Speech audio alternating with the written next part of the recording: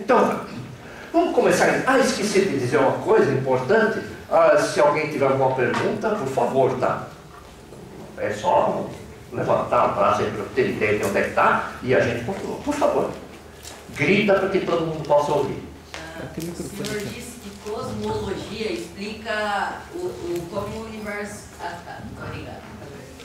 O senhor disse que a cosmologia explica como o universo surgiu, esse tipo de coisa.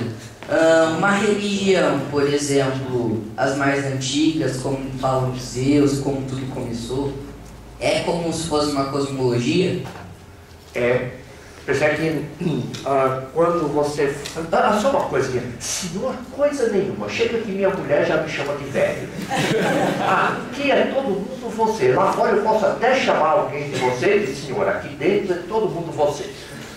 Uma vez que eu também não vou ficar falando senhores e senhoras, deixa a paciência. Esse negócio de politicamente correto pode ser muito bonito, mas deixa a paciência. Isso é você. Simplesmente você. Isso é recíproco, por favor. Então, percebe que isso nós vamos ver na sexta-feira, de tardezinha, que você pode abordar a cosmologia sob diversos aspectos.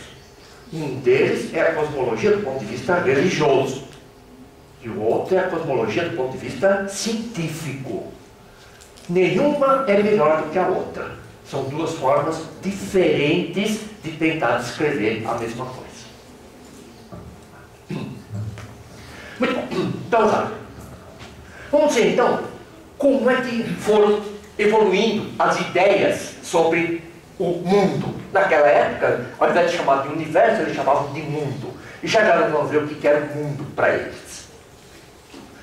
Bom, é claro que eu poderia começar assim, o primeiro que fez imaginou que o mundo fosse geocêntrico e a Terra parada no meio de tudo. É claro que é uma forma de começar. Só que aí quem está ouvindo vai falar assim, mas será que isso aqui que ele está falando está certo ou isso era uma ideia já antiga que foi modificada?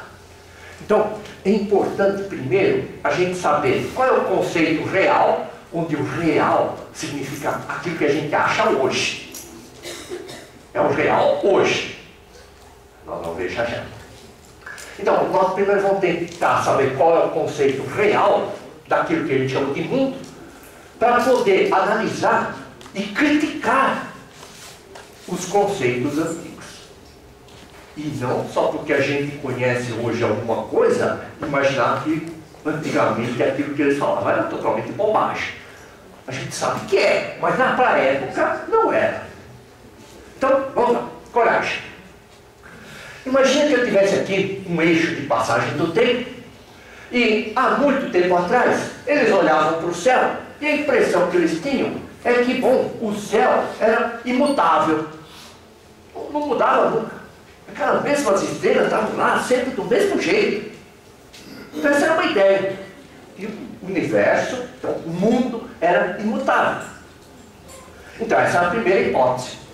Aí eles falaram, não, apareceu uma outra hipótese um pouquinho melhor. Não, eles perceberam que tinha esse planeta que mudava de posição, então não era totalmente imutável. Aí apareceu uma outra hipótese dizendo, não, ainda pode acontecer de ter uma variação no brilho da estrela. Aí apareceu uma outra hipótese, às vezes maluca para chuchu, mas não deixa de ser uma hipótese. Até que, bom, chegamos na hipótese atual. Bom, essa hipótese atual é a hipótese que a gente ensina, porque dentro daquilo que nós conhecemos, é a melhor que tem. Só que não é porque nós adotamos essa hipótese que a gente vai imaginar que as outras hipóteses foram feitas por pessoas ignorantes. Não, elas pensaram e procuraram chegar a uma conclusão a partir daquilo que elas conseguiam ver e avaliar. De modo que é importante que quando a gente avalia essas hipóteses antigas, a gente procure avaliá-las no contexto da época. Quer dizer, se eu estivesse na época desse sujeito aqui, será que essa hipótese aqui não é uma hipótese razoável? Não é que era uma bobagem, não. É uma hipótese razoável, não é para a gente ficar zombando agora. Simplesmente era uma hipótese melhor que eles podiam fazer naquela época. Então, o que a gente sabe hoje sobre o sistema solar e sobre o universo? Então, vamos lá, vamos começar com o sistema solar. Por exemplo, uma ideia que muita gente ainda tem é que o sistema solar é isso aqui, ó. Tem o Sol aqui no centro, aí em volta gira Mercúrio, Vênus, gira a Terra, a Lua gira em volta da Terra, aí vem Marte, Júpiter, entre Marte e Júpiter tem um monte de asteroides, chamado de cinturão de asteroides clássicos.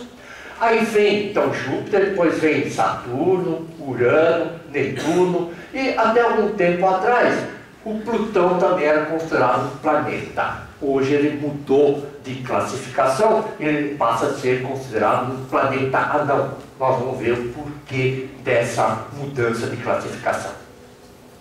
E entre Netuno e Plutão há uma grande quantidade de objetos que recebem o nome de cinturão de Kuiper, que são asteroides também, como esses daqui, só que numa outra região. Nós vamos explicar o porquê que existem essas duas regiões. Bom, essa é a ideia que muita gente ainda tem do sistema solar, que é a ideia que geralmente aparece nos livros. Só que, na verdade, o sistema solar é muito mais do que aquilo lá. Além daquilo que nós vimos, o sistema solar vai muito mais longe. Ele vai até uma região que é uma casca, não é mais um plano, é uma casca.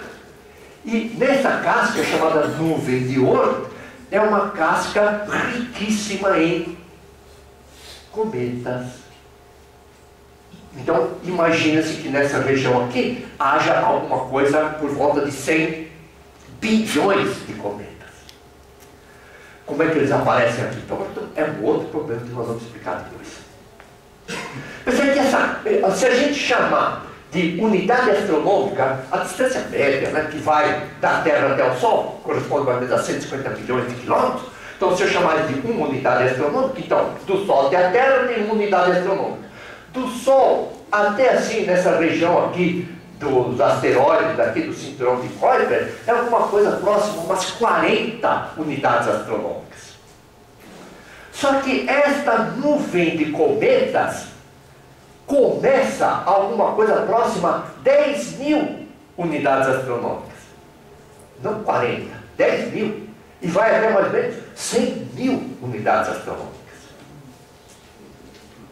Então percebe que esses cometas, eles pertencem ao sistema solar. Por quê? Porque eles estão girando em torno do corpo central, em torno do Sol. Portanto, aquela região lá da nuvem de ouro pertence ao sistema solar. Agora, e se a gente for um pouquinho mais longe? Por exemplo, ó, aqui está o Cruzeiro do Sul, que todo mundo conhece. E aqui tem duas estrelinhas bem brilhantes aqui por perto. Vamos pegar essa daqui. Essa estrelinha aqui é uma estrela que, na verdade, ela é composta por 3 estrelas. 3 estrelas, uma girando em volta da outra. E a menorzinha aqui é aquela que atualmente está mais próxima do Sol. Mais próxima de nós. Então, muitas vezes a gente chama isso daqui de estrela próxima, mas na verdade, isso daqui é o sistema mais próximo. A estrela mais próxima é esta daqui. Bom, a que distância esse grupo de estrelas está da gente? Bom, a distância que vai daqui até aqui é mais ou menos 280 mil unidades astronômicas. Quer dizer, grosso modo, 3 vezes isso daqui. Agora, isso já não pertence ao sistema solar. Então, percebe que isto daqui é o sistema solar como nós o conhecemos. E isto daqui, então, aí já é um outro sistema solar. Esse 4,4 anos-luz significa que a luz para vir daqui até aqui leva cerca de 4,4 anos viajando. A luz para vir do Sol até a Terra leva cerca de 8 minutos. Então percebe que a diferença é muito grande. Então, como nós vamos falar muito em ano-luz, deixa eu dar uma definição já. Percebe que durante muito tempo a gente procurou determinar a velocidade da luz. E chegou à brilhante conclusão que a velocidade da luz era de mais ou menos 299.792.458 metros por segundo. Ou 299 milhões. Ou então 299.792,458 quilômetros por segundo. Aproximado. Aí alguém falou o seguinte, olha, nós vamos falar isso, como entramos na parte de relatividade, que a velocidade da luz é a máxima velocidade que existe no universo. E que é uma velocidade constante, independentemente do movimento do observador. Em outras palavras, aparentemente a velocidade da luz é uma constante. Então vamos fazer o seguinte, nós vamos definir que a velocidade da luz é este valor exatamente. Não tem mais um aproximadamente. Então a velocidade da luz é essa, ponto final. Só que, será que nós medimos certinho? Bom, é fácil. O que a gente vai fazer agora é o inverso. Antes a gente definia um metro e calculava a velocidade da luz. Agora a gente define a velocidade da luz e calcula o tamanho do metro. Então, o metro é definido como sendo a distância que a luz percorre no vácuo em 1 sobre isto daqui de segundos. Então, essa que é a definição do metro. Lembra que antes um metro era aquele pedaço de platina iridiada que ficava lá no museu de não sei o que lá, na França. Depois passou a ser um certo número de comprimentos de onda de uma determinada radiação, de um determinado elemento químico. Bom, até que agora o metro é uma unidade derivada da velocidade da luz do vácuo. Muito bom. Então, imagina que eu tenho aqui uma lâmpada. Essa lâmpada emite ondas. Essas ondas vão se propagando. Eu falei ondas, né? Só que o problema é que, até hoje, a gente não sabe se realmente a luz é uma onda ou é uma partícula de energia. Então não adianta a gente ficar botando o narizinho lá para cima, que o que a gente está ensinando está certo, porque nem isso a gente sabe o que é luz. Então percebe que o que tem é que seja onda ou seja fóton, em alguns casos ela se comporta como onda, em alguns casos ela se comporta como fóton, então como uma partícula de energia. Nós vamos ver esse aspecto dualista. Qualquer que seja a natureza, essa luz se propaga com uma velocidade de mais ou menos 300 mil km por segundo. É aquele 299 que você falou, que eu vou botar aproximadamente 300 mil. Muito bom. Imagine então que essa luz saia daqui e percorra durante um ano. A distância que a luz percorre durante um ano recebe o nome de ano-luz. Então percebe que ano-luz é uma medida de distância, não de tempo. Quer dizer, dizer assim, eu nasci há 5 anos de luz atrás, isso é bobagem. Se nasceu há 5 anos de luz atrás, significa que nasceu além da estrela próxima lá. Mas não tem nada a ver com o tempo. Tá certo? Então, ano-luz é uma medida de distância. E esse valor vale assim, grosso modo, 9,5 trilhões de quilômetros, que eu não tenho a mínima ideia do que significa. Mas é isso daqui, 9,5 trilhões de quilômetros, que corresponde mais ou menos a umas 63 mil vezes a distância da Terra ao Sol. Bom, então, para vocês terem uma ideia, o que significa 1 milésimo de segundo luz? Bom, corresponde a uma distância de uns 300 quilômetros, ou seja, mais ou menos de São Paulo até o Rio de Janeiro. Um pouquinho mais de 1 milésimo de segundo. Bom, aqui, se tivesse uma torre bem alta lá no Rio de Janeiro, eu estou lá em São Paulo, aqui em Paulo não vai fazer diferença nenhuma, e eu olhar, e alguém acendeu a luz, e eu estou olhando para a torre, 1 milésimo de segundo, 1,3 milésimo de segundo depois, eu vejo que a luz acendeu. Quase que instantâneo. 1 segundo luz é mais ou menos a distância da Terra à Lua. Um pouquinho mais do que 1 segundo, uma vez que a distância do Sol da Terra à Lua é alguma coisa próxima a uns 400 mil quilômetros. 1 hora de luz corresponde, e já passou, por causa do Sol até a Terra é 8 minutos de luz. De Netuno até a Terra, então do planeta mais distância até a Terra, são 5 horas de luz. Então aqui quando vocês olham para Netuno, Na verdade, vocês estão vendo como Netuno era há 5 horas atrás. Aí, desde da Terra até o interior da nuvem de ouro, cerca de 2 meses luz. E até o exterior é cerca de 1,6 anos de luz. E bom, aí até a estrela mais próxima, cerca de 4,4 anos luz. Então percebe que quanto mais distante a gente está enxergando, tanto mais o passado daquele objeto a gente está enxergando. Muito bom. Agora, vamos dar uma ideia do universo. Porque até agora nós estamos falando do sistema solar. Então, imagine que está aqui o ser humano, aí, mais ou menos com 2 metros de altura, qualquer coisa desse tipo, um pouquinho menos que isso. Mas pensa que o ser humano é um pontinho na Terra. A Terra é um pontinho do sistema Terra-Lua. O sistema Terra-Lua é um pontinho do nosso sistema planetário. Então, o Sol e os planetas girando aqui em volta. O nosso sistema planetário é um pontinho do sistema solar. Então, percebe que essa é a diferença. O sistema planetário é um pedacinho do sistema solar. O sistema solar vai até lá na nuvem de Oort. E o sistema planetário está aqui no centrinho só. E o nosso sistema solar é simplesmente um pontinho do chamado sistema local de estrelas. Está dando bem para ouvir? Então, o sistema local de estrelas. E o nosso sistema local de estrelas é apenas um pontinho de um sistema maior, que é a nossa galáxia. Então, o Sol aqui é um pontinho de um sistema local de estrelas, onde aqui na nossa galáxia existe alguma coisa próxima a 100 bilhões, alguns até chutam 150, 100 a 150 bilhões de estrelas, sendo que o Sol é uma delas. E a nossa galáxia é um pontinho de um sistema ainda maior, que é o universo que a gente conhece. Percebe? Eu sempre estou falando que é o universo que a gente conhece. Porque a gente nem sabe até onde vai o universo. Aliás, a gente nem sabe se o universo tem fim.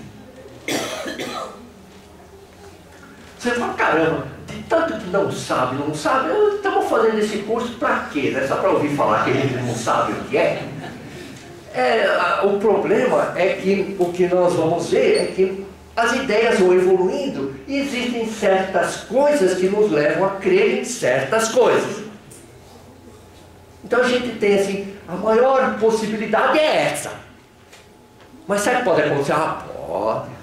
Então, a gente, de alguma forma, está tentando entender o universo do ponto de vista estatístico. Então, estatisticamente, é isso que é o mais provável. Muito bom. Então, agora, o mundo na antiguidade.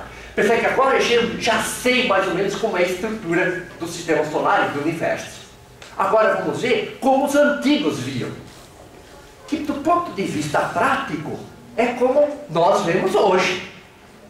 Se eu estiver olhando a olho nu. Então, vamos lá.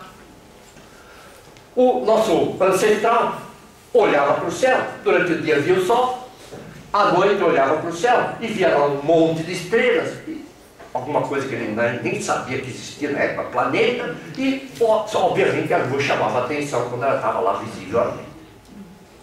É isso. Aí ele olhava lá para cima e, puxa, eu estou vendo isso daqui, mas será o que é? E aí então começam as perguntas, né? Como explicar aquilo que eu vejo? É essa a pergunta fundamental. Então, vamos explicar muito. Então, a primeira ideia, que é a primeira hipótese que nós tínhamos falado, é que o céu era imutável. Este símbolo, quando aparecer aqui, significa que é bobagem. Tá? É para chamar a atenção, isso daí é bobagem. Mas na época era assim que eles consideravam, que o céu era imutável. Bom, então o que eles tinham? Eles tinham no céu um monte de estrelas que eles olhavam e viam a olho nu. A olho nu a gente consegue ver cerca de 6.000 estrelas. E eles tinham lá que aquelas estrelas estavam lá sempre, passava o tempo e estavam lá as estrelas. Quando ele eventualmente desaparecia, logo depois elas apareciam do mesmo jeito como tinham desaparecido. Então a ideia de céu imutável era muito antiga. Porque o mundo da antiguidade era isso, eles olhavam para o céu e viam lá cerca de 6.000 estrelas, que eles chamavam de estrelas fixas, porque aparentemente não mudavam de lugar uma da outra. Uma outra coisa que obviamente chamava a atenção deles era a Lua, que além de mudar de posição com relação às estrelas de fundo, mudava também de aspecto, fases. É claro que chamava a atenção também que de vez em quando tinha alguma coisa que parecia uma estrelinha. Só que aí então já começa a parte científica da astronomia, a observação das estrelas. É uma observação contínua, periódica, extensiva. Então, o que acontece é que eles viam que aparecia uma estrelinha aqui que não tinha antes. Só que, conforme o tempo ia passando, eles perceberam que aquela estrelinha mudava de aspecto, mudava de posição no céu. E de vez em quando fazia uma curva maluca lá no céu e ia embora. E eles verificaram que isso acontecia com uma outra também, um outro astro chamado Vênus, aparecia também com Mercúrio, que era muito difícil de observar, mas alguns conseguiam ver, Júpiter, Saturno, e era isso que eles viam. Ah, não, esqueci de dizer, eles conseguiam ver também o Sol, é claro. Então, eles viam 6.000 estrelas fixas e mais 7 astros, 1, 2, 3, 4, 5, 6, 7, 7 astros que se movimentavam com relação às estrelas. Bom, percebe que quando está todo mundo sentado bonitinho, ninguém me chama atenção em particular. Mas quando alguém resolve andar pela sala, é claro que vai me chamar atenção. Desculpa. Então, imagina, percebe que nós combinamos direitinho para você fazer isso, para poder explicar. Nossa, não cola. Muito bem, então percebe que a hora que a gente vê que tem 6.000 coisas fixas e 7 que se movem, essas 7 são uma coisa diferente, são excepcionais. Bom, enquanto eu estou observando as estrelas e vendo como elas se movimentam, e esses astros também, que depois receberam o nome de planetas, na época, inclusive, a Lua e o Sol eram chamados de planeta. Planeta é qualquer astro que se move. Depois é que houve a separação em função de suas características físicas. Então, enquanto eu estou observando a movimentação e o aspecto, eu estou fazendo aquilo que chama de astronomia. Só que, bom, por que será que esse planeta se move? Bom, ele deve ser uma coisa excepcional, deve ser um Deus. Então, se é um Deus, o que nós vamos fazer? Vamos adorar. A adoração dos astros. Então aqueles 7 astros que se movimentavam passaram a ser considerados deuses. E quando eu começo a adorar os astros, nasce a astrologia. Então você vê que a astronomia é anterior à astrologia. Isso é importante. Porque primeiro tem que observar. Opa, mudou. Aí vamos adorar. Aí a astrologia. Depois a gente vai ver a definição entre essas duas coisas, mas por enquanto eu vou deixar barato. Muito bom. Onde apareceram esses conhecimentos de astronomia que a gente considera hoje? Imagina que aqui está uma planificação da Terra, que está no Equador, e aquela astronomia que chegou até nós é a astronomia que se desenvolveu nessa região aqui, em volta do mar Mediterrâneo. Então, é a região de Roma, Grécia, Babilônia, Egito. Talvez do ponto de vista cronológico, seria melhor dizer Egito, Babilônia, Grécia e Roma. Essa é a astronomia que a gente aprende na escola, é a astronomia que começou nessa região. Mas isso não quer dizer que outros povos, por exemplo, hindus, chineses, incas, maias, não tenham desenvolvido a astronomia também? Claro que desenvolveram. Sendo que, inclusive, bom, dos incas e dos maias a gente conhece muito pouco.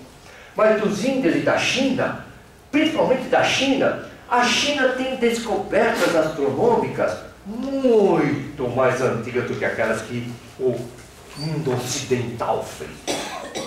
Nós vamos ver que coisas que o mundo ocidental descobriu lá por volta de uns 600 anos antes de Cristo, os chineses já sabiam há 3.000 anos antes de Cristo.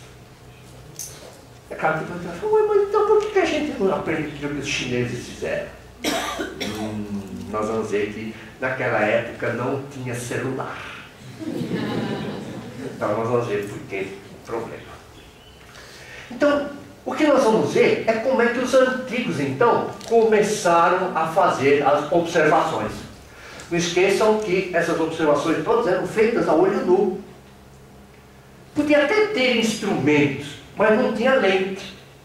Então o telescópio deles era um tubo oco, não tinha lente. Era só o tubo para definir a direção.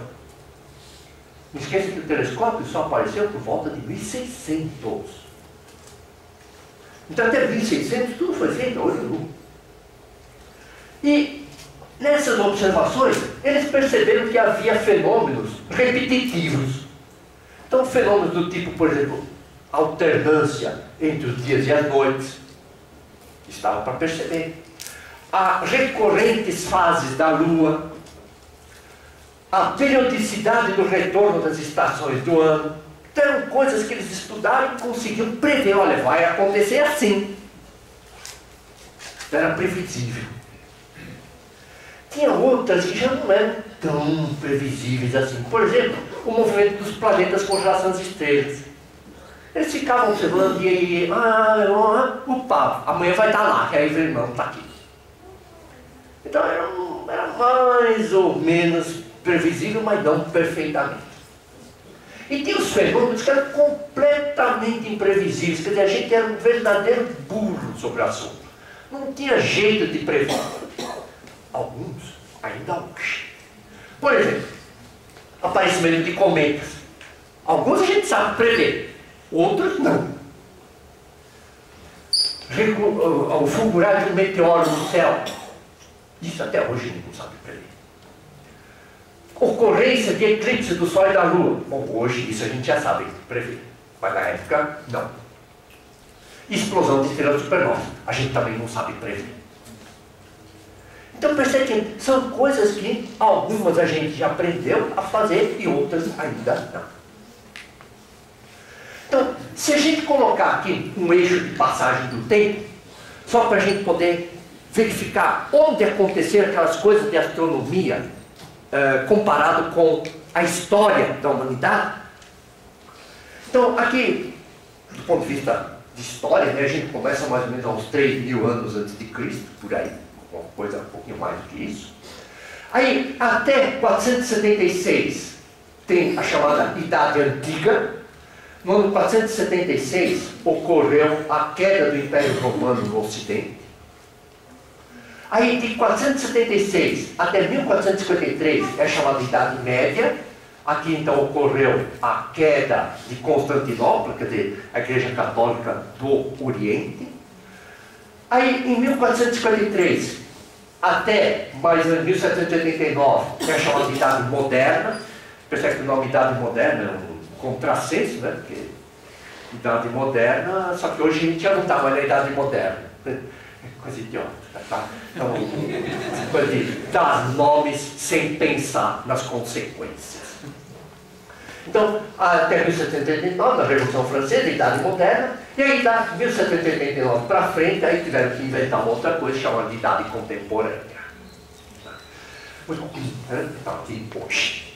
Aqui corresponde então a data então, do início da Era Cristã. Eu coloquei aqui o início da Era Cristã, que é o mais conhecido, mas se alguém se sentir melindrado por fato de ter uma outra religião, uma das maneiras de se contornar esse problema é chamar, ao invés de chamar de Era Cristã, chamar de Era Comum. Então, Era Comum é o nome que atualmente se adota para Era Cristã, para não suscitar desconforto religioso. Tá certo? Então, Era Comum, às vezes é mais conveniente falar. Então aqui então tem o início da era comum, da era cristã, e a astronomia, até mais ou menos uns 500 anos antes de Cristo, é a astronomia antiga. De 500 antes de Cristo até mais ou menos 1400 é a astronomia clássica. De 1400 até por volta de 1600 e qualquer coisa, 1700, é a chamada astronomia renascentista, e de 1700 mais ou menos para frente é a chamada astronomia moderna. Não tem astronomia contemporânea, aí ficou nisso mesmo. Muito bom. Então, percebe que desde a astronomia antiga até a época do Newton, o que se fazia era descrever os movimentos dos astros no céu. Então, era uma astronomia cinemática. Aí, com o Newton, começou-se a poder estudar os astros, o movimento dos astros, a partir do ponto de vista da dinâmica. Então, é chamada astronomia dinâmica. E, de mais ou menos 1800 para frente, com o desenvolvimento dos conhecimentos de física e de química, pôde-se começar, então, a utilizar a astrofísica. Tem mais ou menos essa a ideia. Alguns astrônomos famosos, só para você ter ideia. Imagine, então, que aqui está o nascimento de Cristo, daqui para cá, 7 anos depois de Cristo, e aqui para cá, anos antes de Cristo. E parei aqui nos 600, porque no hemisfério ocidental é por aí que para. Então, nessa região, então 1600 é uma data muito importante, 1609 é uma data muito importante, porque foi quando o Galileu, pelo menos a gente costuma atribuir a ele, começou a utilizar os telescópios com lentes. E aqui para trás, o mais antigo que a gente tem aqui informações é o Thales. Esse Thales, ele conseguiu, pela primeira vez lá em 400, mais de 500 anos antes de Cristo, ele já conseguiu prever um eclipse do Sol. Aí apareceu Pitágoras. Pitágoras, está vendo, uns 500 anos antes de Cristo, já dizia que a Terra era esférica. E não só dizia, ele tinha provas de que a Terra era esférica. Então, quer dizer que saber que a Terra era esférica, 500 anos antes de Cristo já se sabia. Aí apareceu, não sei se daí dá para vocês enxergarem, né? Nem eu daqui estou conseguindo enxergar, porque certamente vocês não vão conseguir enxergar, mas um tal de Filolau, ele conseguiu fazer, ele imaginou, né, fazer aquilo que a gente chamava de um heliocentrismo religioso. Quer dizer, ele botou o Sol no centro do mundo, mas só por motivos religiosos. Não tinha nenhuma explicação científica envolvida. Bom, aí o Platão começou a definir então as estrelas fixas e os planetas, então as estrelas que se movimentavam no céu. Aí o Heráclides conseguiu mostrar que, olha, esse negócio de sistema geocêntrico não funciona sempre. Quer dizer, tem coisa que não gira em torno da Terra, não. Tem coisa que com certeza gira em torno do Sol. Mas ele ainda botava o Sol girando em volta da Terra. Então era um sistema híbrido. Aí o Aristóteles, ele adaptava o geocentrismo, mas por razões puramente filosóficas. Eu estou na Terra, eu sou importante, portanto, a Terra tem que estar no centro do mundo. Ponto final. É porque eu quero que seja, sabe, criança birrenta? É uma filosofia. Aí o Eudóxio deu algumas ideias sobre o geocentrismo, definindo algumas órbitas bonitinhas que nós vamos ver. O Aristarco conseguiu achar um processo para determinar a distância até o Sol. Olha lá, ó, 200 anos antes de Cristo já se conseguia determinar a distância da Terra ao Sol. Aí o Eratóstenes conseguiu determinar o raio da Terra, mediu, calculou o raio da Terra, errou por pouco. Aí o Hipparcos conseguiu determinar a distância da Terra à Lua. Do Hipparcos vocês vão ouvir bastante. Aí o Ptolomeu sistematizou todo o conhecimento antigo. Ele aparentemente não descobriu nada, ele apenas sintetizou tudo aquilo que conhecia-se da época, mas acabou ficando o sistema dele como conhecido, uma vez que foi ele que legou tudo escrito para a posteridade. Aí olha, daqui até aqui, necas de nome de gente aqui, ó. Necas. Nada. Vocês vão ver por quê. Mas daqui até aqui, a Igreja Católica foi muito eficiente para evitar o desenvolvimento da ciência. Nós vamos ver por quê. Aí apareceu aqui o Muro Becker, nunca ouvi falar. Mas ele é um cara famoso que começou a fazer catálogos estelares, e os catálogos dele eram os melhores que existiam na época. Aí apareceu o Copérnico, aí sim o Copérnico fez as bases do sistema heliocêntrico.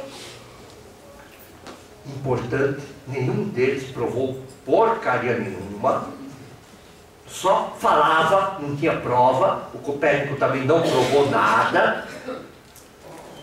Aí apareceu o Tycho Brahe. O Tycho Brahe era um excelente observador de astronomia. Como matemático, ele botava um sorvete na testa, mas como astrônomo, observador, ele era excelente. Aí apareceu o Kepler, porque até aqui todo mundo sempre falava que as órbitas, seja em volta da Terra, seja em volta do Sol, eram órbitas circulares. Por quê? Porque tinha que ser uma coisa perfeita, estava no céu. O céu era a perfeição. E a única figura perfeita no céu era circunferência. Ou a reta. Então, circunferência. Aí o Kepler fala, neca de circunferência, elipses. Aí apareceu Galileu, então, com o telescópio, e depois dele, então, apareceu Newton. O Newton nasceu no mesmo ano em que o Galileu morreu. Então, pensei que por volta de 1600, qualquer coisa, que começou uma astronomia que utilizava matemática. Pensei que até aqui, claro que se utilizava matemática, mas não só. Então, o que o Kepler juntou física e matemática aplicada à astronomia. Gravitação universal. Muito bem. Então, vamos começar vendo algumas ideias sobre a estrutura do mundo, começando pelo heliocentrismo. Bom, um heliocentrismo religioso ou filosófico, quer dizer, é um heliocentrismo sem nenhuma base científica.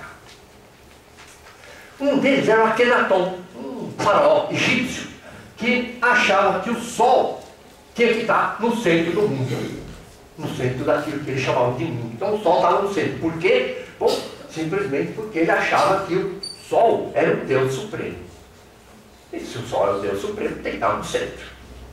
Ponto final. Então, é porque ele queria que fosse. Não tem nenhuma prova.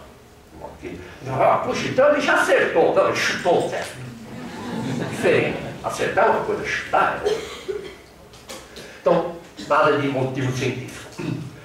Aí o Aristarco já colocava lá o Sol no centro e os planetas girando em volta do Sol, a Lua girando em volta da Terra e as estrelas fixas, uma esfera lá longe, girando também em volta do Sol. O Aristarco tinha algumas ideias, porque ele achava que a Terra girava em torno do Sol, e inclusive achava que a Terra tinha seu movimento de rotação. Achava. Mas também não conseguiu provar nada disso. Quer dizer, ele achava, estava certo, mas achava. Ele foi um daqueles que tentou determinar a distância, né, da Terra à Lua, da Terra ao Sol, e verificou que o Sol estava muito longe. E como o Sol ainda parecia grande, estando tão longe assim, é porque o Sol devia ser muito grande. Então o Sol é muito grande, tinha que estar no centro. Percebe que não está totalmente errado. se ele substituísse a palavra grande por de grande massa. Só que isso é uma coisa que ele não podia fazer naquela época, simplesmente porque não tinha esses conceitos. Então, ele achava que o Sol tinha que ser muito maior do que a Lua e muito maior do que a Terra também. E é por isso que ele colocava o Sol no centro do mundo. Mas a Lua girava em torno da Terra. Bom, sua ideia sobre a forma da Terra. O Tales, aquele que conseguiu prever, né, o primeiro eclipse, então ele conseguiu prever isso há muito tempo atrás, há 6 séculos atrás, 6 séculos antes de Cristo. Ele achava que a Terra era um disco boiando na água. Que ideia maluca! Não esqueçam que Tales vivia numa ilha. E numa ilha, para qualquer lado que você olha, é água. Então, imaginar que aquilo que ele tinha lá no mundinho dele podia ser expandido para o mundo todo. Não foi isso que ele imaginava. Então ele imaginava que isso daqui, a Terra é um disco chato num universo infinito de água. Claro que isso é bobagem. É isso que ele achava. Então aquele do eclipse lá que eu já falei. Muito bem. Agora, havia alguns indícios de que a Terra não era plana. E esses indícios, um deles era o seguinte, olha. O nosso amigo aqui, o Anaximandro, ele percebia que as estrelas no céu ficavam girando. Só que elas pareciam girar em torno de um ponto. E perto daquele ponto tinha uma estrelinha. Fala, puxa, tudo gira, aquela estrelinha não gira. Então, isso significa que o mundo, né? O mundo deve ser uma bola muito grande, onde as estrelas estão presas nessa bola, e o eixo daquela bola passa por aqui assim. Então, ele imaginava que o mundo era uma esfera com um eixo passando por aqui assim. Na verdade não. Aquilo que a gente chamou hoje de Polo Norte estava muito pertinho daquela estrela, mas não coincidia exatamente. Então, o que ele definiu? Ele definiu o seguinte, olha, se eu estou parado aqui assim, e aqui está o meu chão, e aquela estrelinha brilhante lá, que parece sempre ficar parada, está aqui assim, eu vou chamar este ângulo aqui de latitude astronômica. Então, a altura do Polo Norte era latitude astronômica. Muito bem. Aí, então, um grupo de velejadores, aí, marinheiros, pertinho da casa deles, olhava para a estrela Polaris, então a estrela mais próxima daquele ponto lá, e media a altura daquela estrela, a latitude astronômica. Aí eles começaram a viajar, e foram viajando cada vez mais para o norte. E eles perceberam que, para olhar para a estrela Polaris, que antes estava assim bem acima aqui da quilha do bar, agora eles têm que olhar lá para cima. Porque a estrela Polaris aparecia muito mais alta.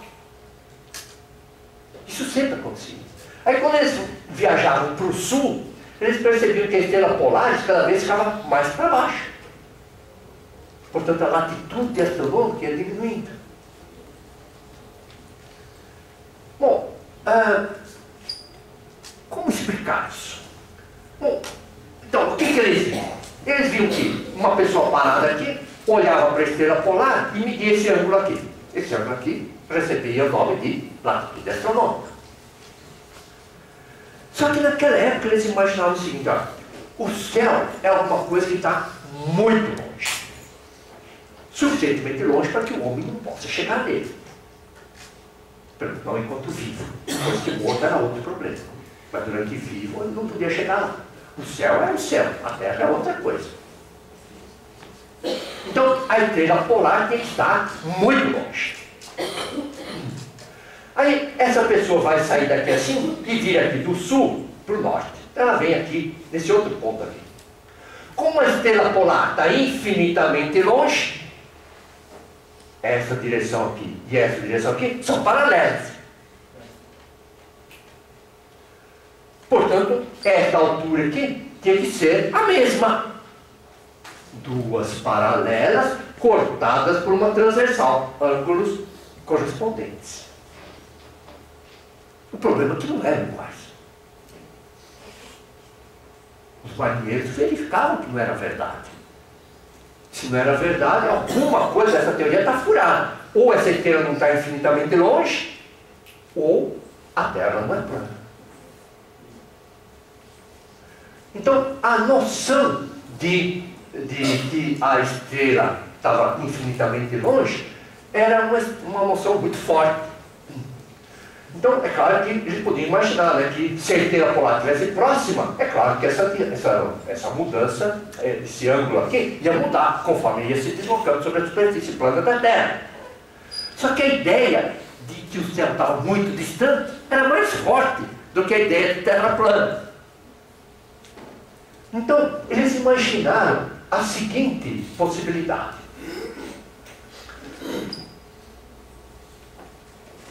Bom, a altura da estrela polar muda quando eu vou mais para o norte. Como explicar? A Terra não é plana. Por exemplo, quando eu estiver nesse ponto aqui, e eu olhar para a estrela polar, está aqui o meu horizonte e está aqui a estrela polar. Eu meço esse ângulo aqui.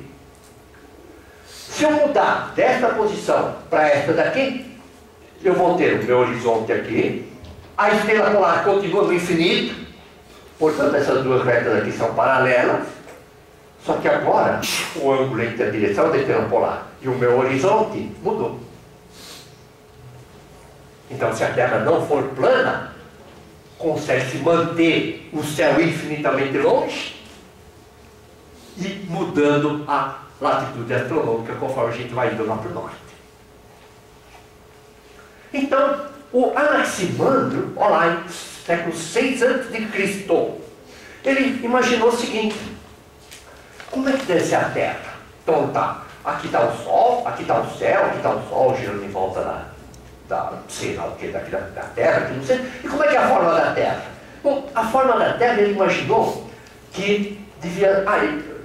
esqueci de falar uma coisa. O céu, na época, ele imaginava que a esfera celeste era uma coisa sólida, com um monte de buraquinhos, com um céu cheio de fogo aqui atrás, e através dos buraquinhos aqui da Terra a gente conseguia ver o fogo do céu. Quer dizer, então era fogo tudo fora, e o céu era furadinho, e por aqueles furadinhos eu conseguia ver o fogo do céu. É a ideia dele, não quero nem saber. Então, o que ele imaginou foi o seguinte: olha, ele imaginou que, bom, tudo bem, então já vimos então que o ângulo horário, a altura do Polo Norte mudava conforme ele mudava assim de posição. Só que uma coisa que ele percebeu é o seguinte: bom, tudo bem, a Terra então é curva assim. Só que ele percebeu uma outra coisa também. Ele percebeu que se eu, ao invés de estar indo com o barquinho para o norte, ele fosse para o leste ou para o oeste,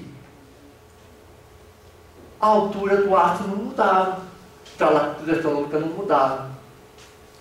Então, quer dizer que quando vai para o norte, muda. Mas quando vai para o leste ou para o oeste, não muda. Então ele achou que a Terra devia ser um cilindro. Aqui a latitude muda, mas quando eu me desloco de leste para oeste, não muda. É uma ideia dele. É claro que sabemos que hoje está errado.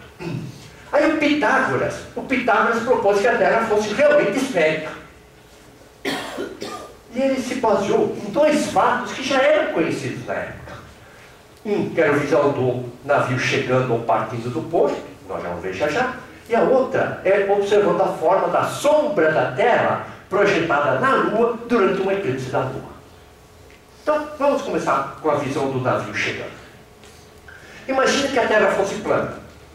Eu estou aqui parado, na ilha, aqui tem o mar, e eu estou vendo um barquinho indo embora aqui assim.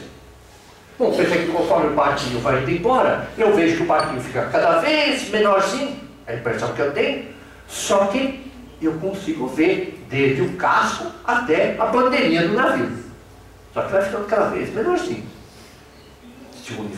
Se a Terra fosse plana, era isso que acontecia. Só que na prática não era isso que acontecia. Na prática, quando o navio estava saindo, realmente eu conseguia ver desde o casco até a bandeirinha. Mas aí, depois de algum tempo, eu pensei, não consigo ver mais o casco, mas a bandeirinha eu consigo ver. Não consigo ver mais nem o mastro, só a bandeirinha. A ideia dele era que o que acontecia? Que a Terra estava curva assim, e o barco estava descendo a ladeira. Portanto, a Terra tinha que ser curva. E a mesma coisa que acontecia para cá, acontecia para qualquer outro lado. Esqueça aqui, era uma ilha. Na Grécia, né? Era formado por um monte de ilhas. Né? Então, era esférica. Essa é uma inferência. Eu acho que era esférica a partir.